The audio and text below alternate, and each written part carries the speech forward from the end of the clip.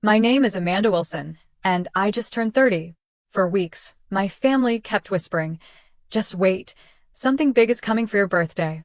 Their excitement was contagious. We've always been close, so naturally I believed them. I imagined parties, gifts, maybe even a surprise trip.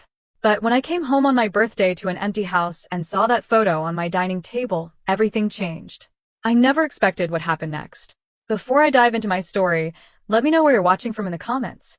If you've ever felt forgotten by the people who should remember you most, hit that like button and subscribe to hear more stories that might just help you feel less alone. Now, let me take you back to where it all began. Turning 30 felt monumental. Not in a dreading way, but in a this is a significant milestone kind of way. My 20s had been a roller coaster of college graduation, first real job, first real heartbreak, and finally settling into a career that mostly paid the bills. Now I was approaching the big 3-0, and it felt like crossing an invisible threshold into proper adulthood. My family had always made birthdays special. My mother Eleanor would bake my favorite chocolate raspberry cake from scratch. My father Gary would write heartfelt cards that made me tear up without fail.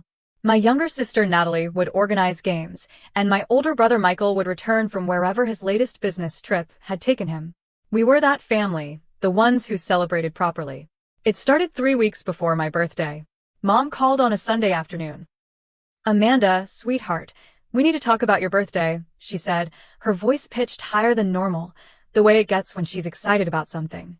"Mom, please, nothing too extravagant," I replied automatically.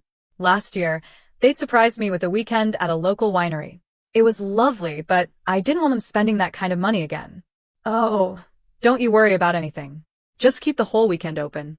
Something big is coming." She practically sang the last part. The next hint came from Michael. He texted me out of the blue on a Tuesday. "Hey sis, got your birthday weekend free? Trust me, you'll want to clear. Something big in the works." I responded with a string of question marks, but he just sent back a zipped mouth emoji. Then Natalie called while I was grocery shopping. "Have you bought anything nice to wear yet?" she asked, skipping hello entirely. "For what?" I balanced my phone between my ear and shoulder while comparing 2 nearly identical boxes of pasta. "Your birthday celebration, duh. Mom says I'm not supposed to give details, but you'll want something special to wear. Something big is coming, Mandy. Only my family calls me Mandy, and only when they're feeling particularly affectionate." By this point, my curiosity was piqued to maximum levels. Even my boyfriend Richard was acting suspiciously. We'd been dating for 2 years, and while he was good at many things, keeping secrets wasn't one of them. Yet whenever I tried to extract information about my birthday plans, he'd become intensely interested in whatever was on television, or suddenly remember urgent emails he had to send. "Just trust the process," he'd say with a mischievous smile. "Your family wants this to be special." With everyone being so cryptic, my imagination ran wild. Maybe they'd rented a party boat on the lake. Or perhaps they'd arranged for my favorite author to do a signing at the local bookstore. My most extravagant theory involved a surprise trip to New York to see the Broadway show I'd been talking about for months. Family celebrations were our love language. When Natalie turned 21, we'd surprised her with a weekend in wine country. For Michael's 25th, we'd all pitched in for skydiving lessons because he'd always wanted to try. When Mom turned 50, Dad had secretly arranged for all her college friends to fly in for a reunion weekend. I remembered my 16th birthday, when Dad had arranged a scavenger hunt across town, with clues leading to different meaningful locations from my childhood. My 21st had featured a surprise party with friends from every stage of my life, some I hadn't seen in years. For my 25th, they'd created a video montage with messages from relatives and friends who couldn't be there in person. These memories made me feel incredibly loved, despite the rough year I'd been having professionally. I'd been passed over for promotion at the marketing firm where I worked, and one of my major clients had taken their business elsewhere. But my personal life was solid, with Richard talking increasingly about our future together and my family's unwavering support system. As the birthday countdown continued, I became a detective in my own home. I checked Richard's browser history when he left his laptop open. I eavesdropped shamelessly when my family members called him.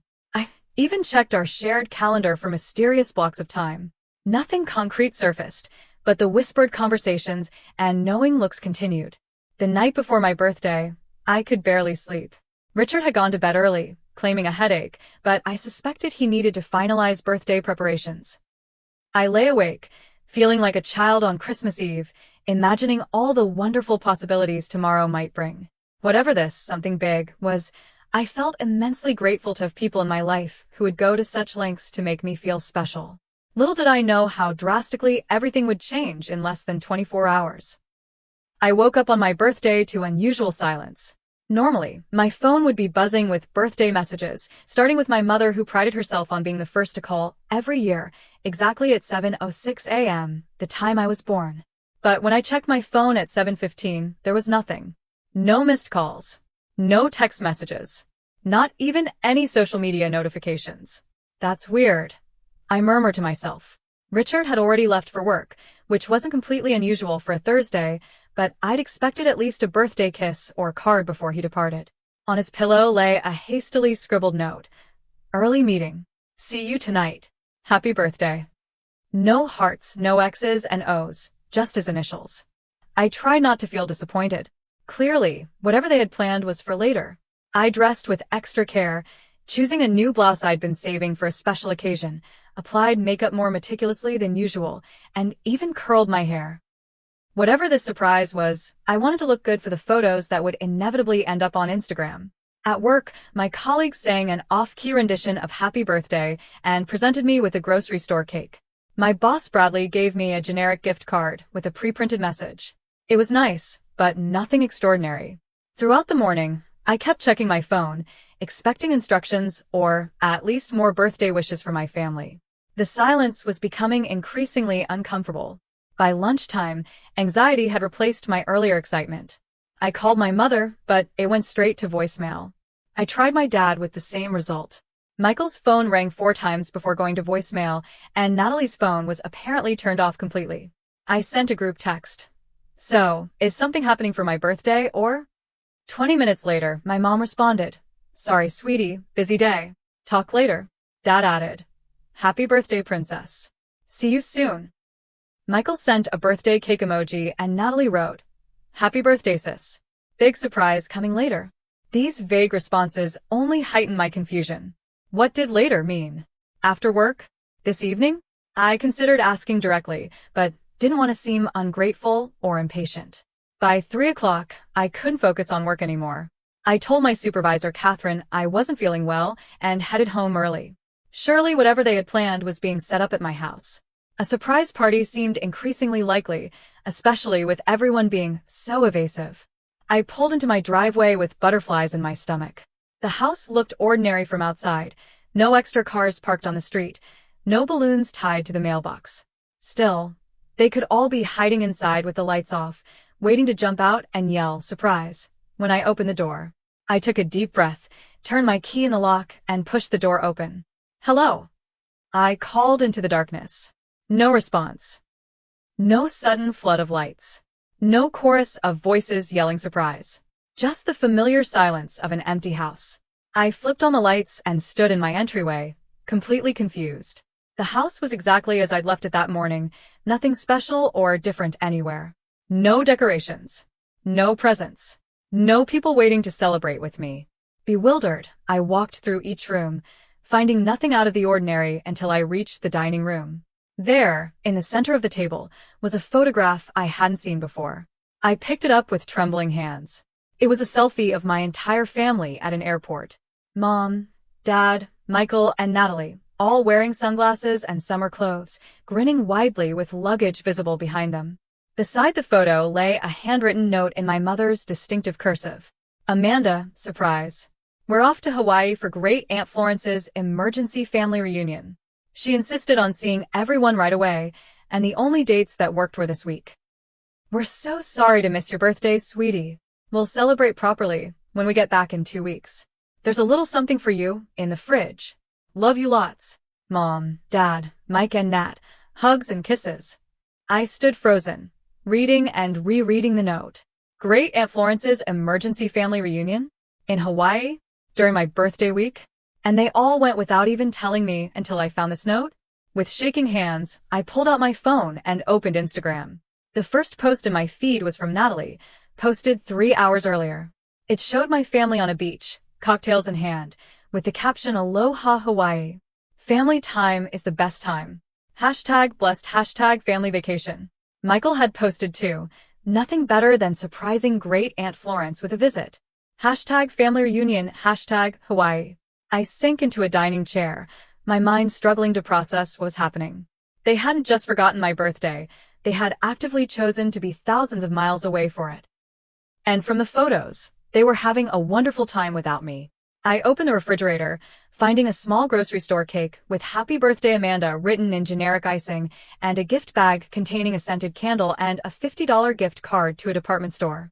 The kind of gifts you buy at the last minute when you've put no thought into them. My phone rang finally. It was Richard. "Happy birthday, babe," he said, his voice oddly strained. "Sorry I left without saying goodbye this morning. Work has been crazy today." "Did you know?" I asked, my voice barely above a whisper. "Know what?" "That my family went to Hawaii without me. During my birthday week." A telling pause. "They mentioned something about a trip. I didn't know it was right now." His hesitation told me everything. He knew. He'd known all along. "I thought we were celebrating tonight," I said. "Everyone kept saying something big was coming." "Yeah, about that." Richard cleared his throat. "I have to work late tonight. Big client emergency. Maybe we can do something this weekend instead?" I ended the call shortly after, not trusting myself to speak without crying. The something big that had been coming wasn't a celebration for me at all. It was a family vacation I hadn't been invited to join. That night, I sat alone in my living room, eating takeout Chinese food straight from the container and staring at the untouched grocery store cake. 30 years old, and I was spending my birthday completely alone, scrolling through social media pictures of my family having the time of their lives in Hawaii. With each smiling photo and enthusiastic caption, the confusion and disappointment crystallized into something harder and colder inside my chest. The morning after my birthday, I woke up with swollen eyes and a hollow feeling in my chest. I'd fallen asleep on the couch, my phone still clutched in my hand. The first thing I saw when I unlocked it was another batch of Hawaii photos. Mom posing with a flower lei. Dad attempting to surf. Michael and Natalie making peace signs in front of a luau. The timestamp on one of Mom's posts caught my attention. It showed my family checking into their resort, dated 3 days ago. They had already been in Hawaii when they were sending me those cryptic "something big is coming" messages. They'd been lying to me for days. With a growing sense of unease, I started looking more closely at their social media. In the background of one photo, I spotted a confirmation email printed out on the hotel desk. Zooming in, I could just make out a booking date from 3 months ago. This trip hadn't been sudden at all. It had been planned for months. I called Richard again. "I need to know the truth," I said when he answered. "How long have you known about this Hawaii trip?" His side told me everything before he even spoke. "Since they booked it. Your mom swore me to secrecy. And you didn't think I deserved to know that my entire family was abandoning me on my birthday? That all those hints about something big were just cruel jokes. They didn't mean it that way, Amanda. They genuinely forgot the dates overlapped with your birthday until it was too late to change the bookings. Your mom felt terrible about it. Terrible enough to call and tell me herself? To apologize properly instead of leaving a note? To maybe, I don't know, invite me along?" His silence was damning. As the conversation ended, a memory surfaced from my childhood. I was 11, and my piano recital had been scheduled the same evening as Michael's championship baseball game. My parents had split up, Mom coming to my recital for the first half before leaving to catch the end of Michael's game. Dad hadn't come at all. I remembered the hollow feeling of playing my solo piece to a half-empty auditorium, watching my mother slip out the back door just as I reached the difficult passage I'd practiced for weeks. It hadn't been an isolated incident. When I made honor roll, the achievement was overshadowed by Natalie breaking her arm the same day. My college graduation had been rushed because Michael had a job interview the next morning in another state, and we needed to get on the road. My first art exhibition opening had been sparsely attended because it conflicted with a distant cousin's wedding shower. Sitting in my living room surrounded by yesterday's takeout containers, I realized this was just the latest in a lifelong pattern. I was always the one whose achievements and milestones could be postponed, rescheduled, or overlooked entirely. I tried calling Mom, but she answered breathlessly, clearly in the middle of some activity. "Oh, hi sweetie, can I call you back? We're just about to go snorkeling." "Mom, I got your note," I said, fighting to keep my voice steady. "Great. Did you like the cake? I told your father it was too small, but it was all they had left at the store." "Mom, You're in Hawaii during my 30th birthday. I know, sweetie, and we feel just awful about it. But Florence insisted it had to be this week, something about the resort having availability. We'll make it up to you when we get back, I promise. In the background, I could hear Dad calling for her to hurry up. I've got to go, Amanda. We'll talk properly later, okay? Love you. And she was gone. I pulled up Great Aunt Florence's Facebook page. Her most recent post showed her beaming in the middle of our family group with a caption, "Thank you to my wonderful family for this amazing surprise visit. Best birthday gift ever. Hashtag blessed, hashtag family, hashtag Hawaii." So it wasn't even an emergency reunion. It was a surprise birthday trip for Great Aunt Florence, who had turned 75 2 days after my 30th birthday. They had chosen to celebrate her birthday instead of mine. With shaking hands, I opened my email and searched for any messages from my family about birthday plans. There were none, but I did find an Amazon order confirmation forwarded from my mother's account to mine by mistake. It showed my birthday gifts, the scented candle and gift card, had been ordered through Amazon's birthday reminder feature with standard shipping. They hadn't even personally selected my gifts. They'd let an automated reminder do it for them. I sank onto my kitchen floor, phone clutched to my chest, and finally, let the tears come properly. This wasn't just about a missed birthday. This was about being invisible in my own family. It was about being the reliable one, the one who never caused trouble, the one who could be counted on to understand when other things took priority. Always. Later that evening, I called my friend Jessica, the only person who'd actually remembered my birthday without a social media reminder. "I feel like I'm going crazy," I told her after explaining the situation. "Am I overreacting? Should I just be understanding about this like always?" "Amanda," Jessica's voice was gentle but firm, "you're allowed to be hurt. This was your 30th birthday, and they ditched you for a beach vacation. That's not okay. But they're my family. They love me. Love should include consideration and respect. They didn't give you either in this situation." We talked for over an hour, with Jessica validating feelings I'd been trying to suppress. By the time we hung up, I felt marginally better, but the hurt had settled deep in my bones. That night, I cried myself to sleep again, clutching my phone with its endless stream of Hawaiian vacation photos, feeling more betrayed than I ever had in my life. The people I trusted most had made me feel completely irrelevant, and I wasn't sure our relationship would ever be the same again. 3 days after my birthday, something shifted inside me. I woke up with a different energy. The hurt was still there, but it had crystallized into something sharper, more defined. I was angry. Genuinely, thoroughly angry.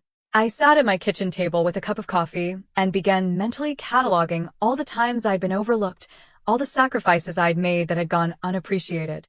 The list was distressingly long. I had postponed starting graduate school for a year when Mom needed surgery, staying home to take care of her during recovery. Michael hadn't even come home from college to visit, claiming his classes were too important to miss.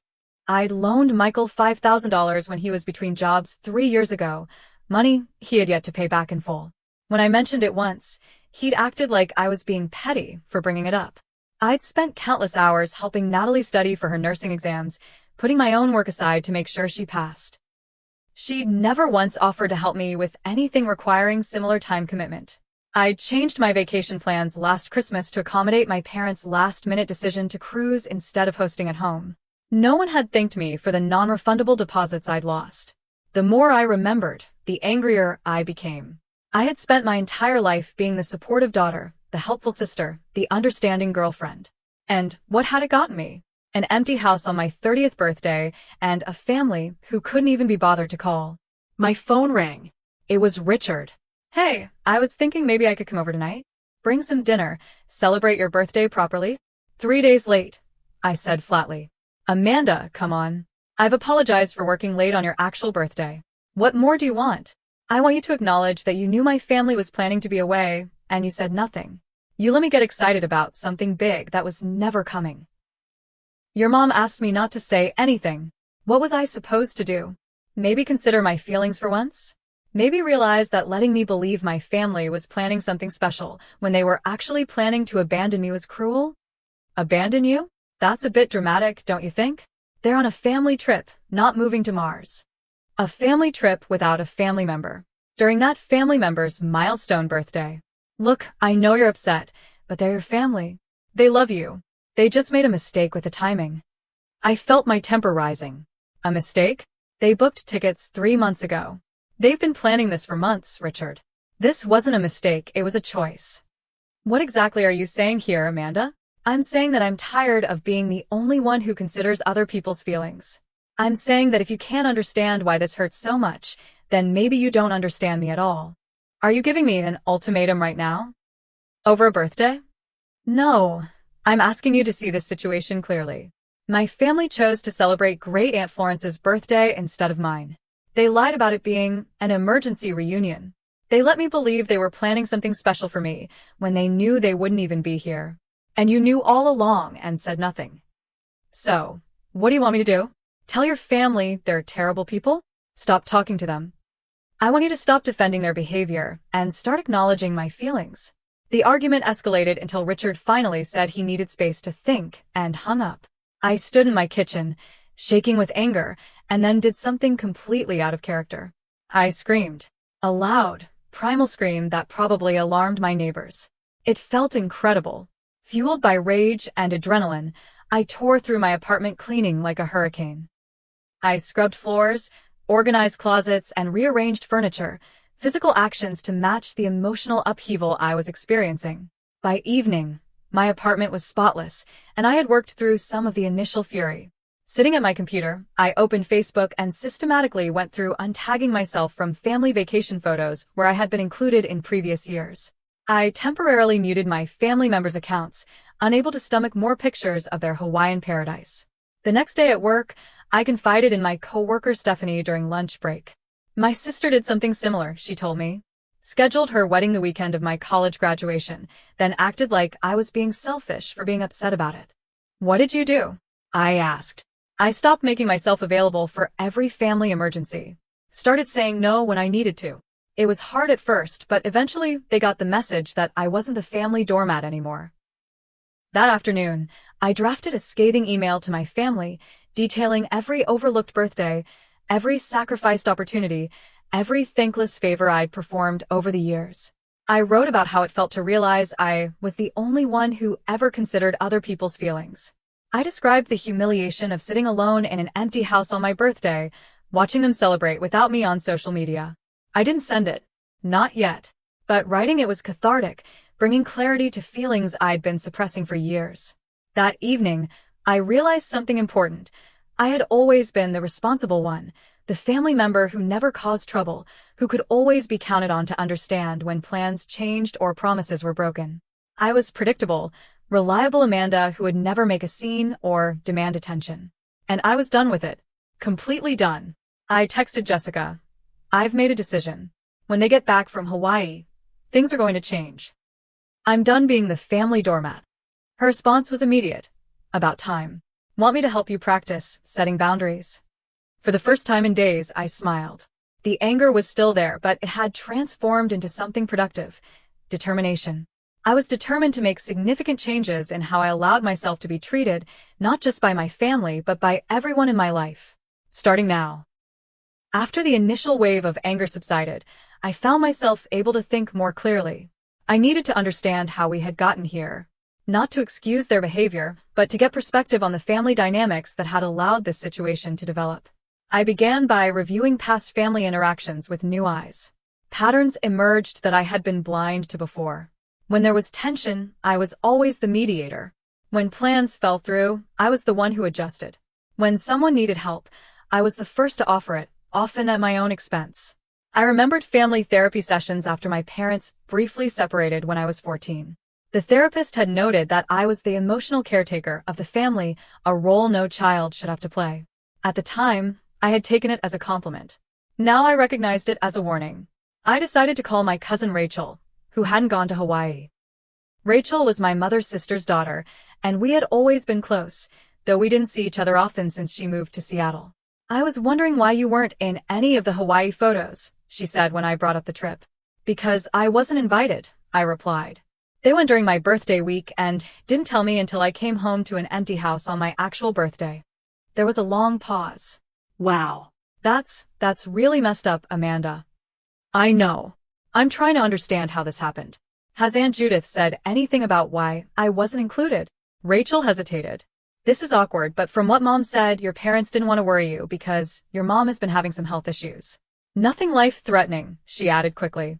But she's been having these dizzy spells, and they didn't want to ruin your birthday with medical concerns. This was the first I'd heard about any health issues. What kind of dizzy spells? Has she seen a doctor? She's had some tests. I don't know the details. But apparently that's part of why they wanted to do this trip now, while she's still feeling up to traveling. I felt my anger deflate slightly, replaced by concern. Why hadn't Mom told me about her health problems? There's more, Rachel continued reluctantly. Michael lost his job about 3 months ago. He's been putting on a brave face on social media, but he's actually been struggling. And Natalie and Mark have been in marriage counseling. They nearly separated last month. Each revelation hit me like a physical blow. My family was falling apart and no one had told me anything. Why am I just hearing about this now? I asked, my voice barely above a whisper. Amanda, you're the strong one. The one who has everything together. They probably didn't want to burden you with their problems. But they're fine burdening me with being excluded from a family vacation? With being alone on my birthday? Rachel sighed. I'm not defending them. What they did was wrong. I'm just trying to help you understand. Your family has this image of you as someone who doesn't need support, who's always okay. It's not fair, but it's how they see you. After we hung up, I sat in stunned silence, processing this new information. My mother was sick. My brother was unemployed. My sister's marriage was in crisis. And no one had told me because they saw me as the strong one. The irony was painful. They had excluded me to protect me, but in doing so, had hurt me more deeply than any bad news could have. And they had denied me the opportunity to support them through their struggles, which was all I had ever wanted to do. Later that evening, Richard called. I owe you an apology, he said without preamble. I've been thinking about our conversation, and you're right. I should have told you what your family was planning. It wasn't fair to let you get your hopes up. Thank you for saying that, I replied, my voice steady. But there's more going on here than just the birthday thing.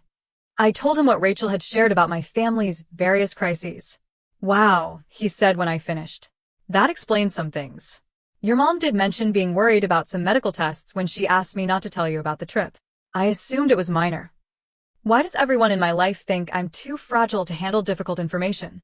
Do I come across as that unstable? No, that's not it at all. If anything, it's the opposite. You seem so capable, so put together. I think they worry that they lean on you too much already. So instead they exclude me completely? How does that make sense? It doesn't, Richard admitted. They handled this all wrong. But I don't think it was malicious, Amanda. I think they're just emotionally immature and didn't know how to balance their needs with yours.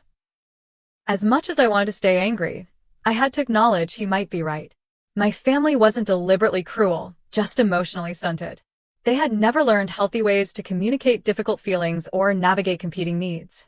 And I had enabled this dysfunction by always being the accommodating one, never expressing my own disappointment or hurt. The next morning, I called my therapist, Dr. Patricia, whom I hadn't seen in over a year, and scheduled an emergency session. I spent an hour pouring out the whole story, from the birthday disappointment to the revelations about my family's secret struggles. What I'm hearing, Dr. Patricia said when I finally paused for breath, is that your family has cast you in a role that no longer fits, if it ever did. They see you as the strong, independent daughter who doesn't need support, which conveniently allows them to focus on other family members' more visible needs. Exactly. But why? I've never said I don't need support. But have you ever explicitly asked for it? Have you told them when you're struggling or when you need them to show up for you? I thought about this. I guess I've always tried to handle things on my own. I didn't want to add to their stress. And that's created a dynamic where they assume you're always fine unless you say otherwise. Most people aren't mind readers, Amanda. They take their cues from what we tell them and how we behave. By the end of our session, I had a clear understanding of my role in enabling these family patterns. I hadn't created the problem, but I had participated in it by never clearly communicating my needs or setting appropriate boundaries.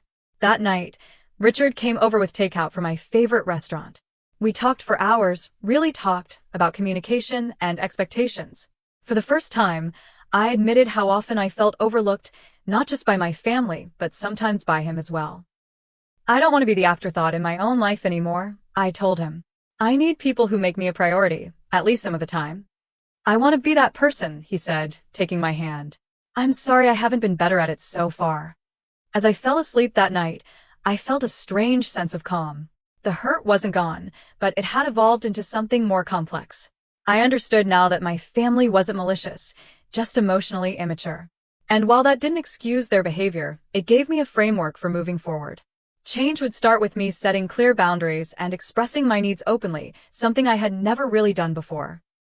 In the days leading up to my family's return from Hawaii, I prepared myself for what needed to happen next.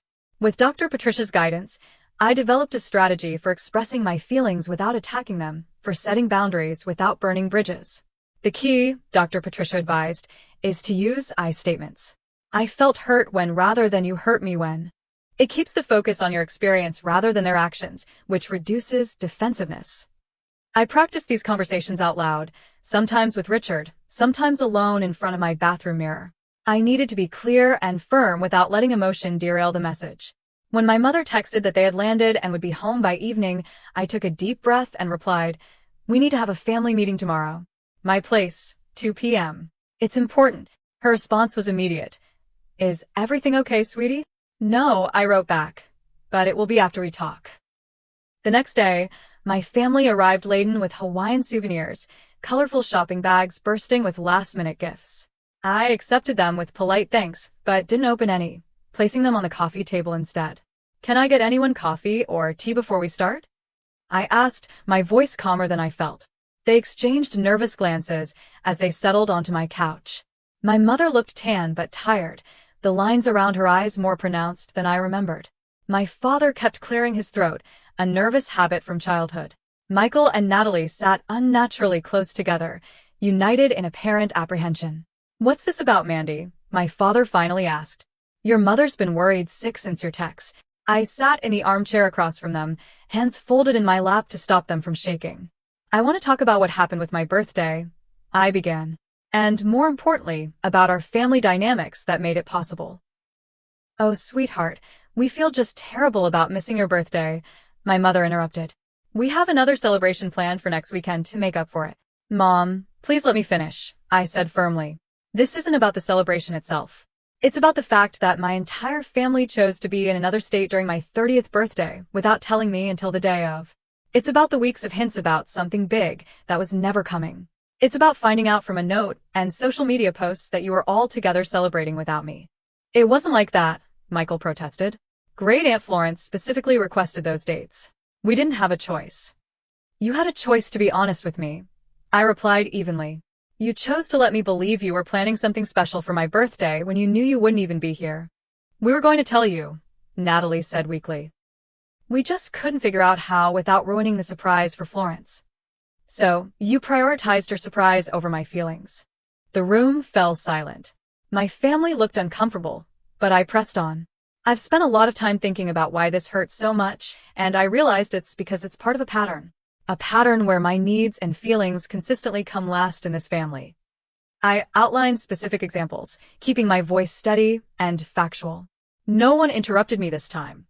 "The worst part," I continued, "is that I recently learned about Mom's health issues, Michael's job loss, and Natalie's marriage problems, all from Cousin Rachel.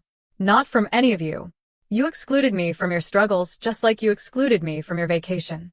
My mother's eyes filled with tears. "We didn't want to worry you, Amanda. You have enough on your plate with your job and—" "That wasn't your decision to make, Mom," I said gently. "I'm an adult. I get to decide what I can handle. By keeping these things from me, you denied me the chance to support you, which is all I've ever wanted to do." My mother broke down then, years of stress and fear pouring out in heaving sobs. "I'm sorry," she gasped between tears.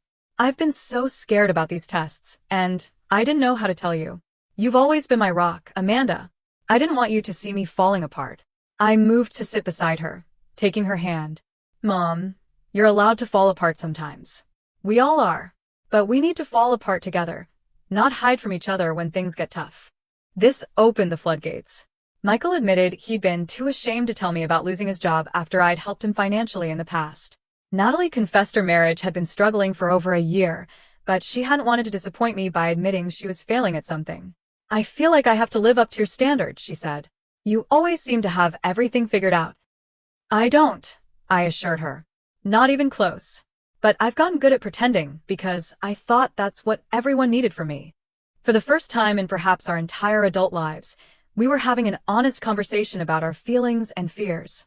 It was messy and uncomfortable and occasionally tearful, but it felt like breathing clean air after years in a smoky room. I need things to change, I told them as our conversation wound down. I need us to communicate openly, even when it's difficult. I need my feelings to be considered, not as an afterthought, but as a priority sometimes. And I need you all to stop seeing me as the invulnerable one who doesn't need support. To my surprise, they all agreed readily. Dad suggested family counseling sessions, something he had resisted for years. Mom promised to be honest about her medical situation going forward. Michael and Natalie committed to regular sibling dinners where we could check in with each other properly. Later, after they had gone, Richard came over. He had respectfully given us space for the family meeting but wanted to know how it had gone. Better than I expected, I admitted. There were tears and defensiveness at first, but we got to a good place eventually. They're all coming to family counseling. I'm proud of you, he said, pulling me into a hug. Standing up to your family couldn't have been easy. It wasn't, I agreed. But it was necessary. And not just for me, for all of us. We've been stuck in these dysfunctional patterns for so long, none of us knew how to break free. And now, I smiled, feeling lighter than I had in weeks. Now, we start building something healthier. Together. That night, as Richard and I made dinner in comfortable companionship, I realized that the birthday disaster had been painful but necessary. It had forced me to confront family dynamics that had been slowly suffocating me for years. I had forgiven my family, but I hadn't forgotten, and I wouldn't allow things to go back to the way they were before. The birthday that started with an empty house had somehow given me a fuller, more authentic relationship with the people I loved most. It wasn't the gift I had expected, but it might have been the one I needed most. 3 months after the birthday that wasn't, my family threw me what they called a re-birthday celebration.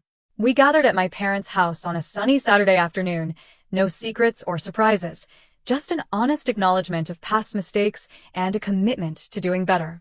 The changes in our family dynamic were subtle, but significant. When Mom received good news about her medical tests, she called me immediately instead of waiting until it wouldn't worry me. When Michael got a job interview, he asked me to help him prepare rather than pretending everything was fine on his own.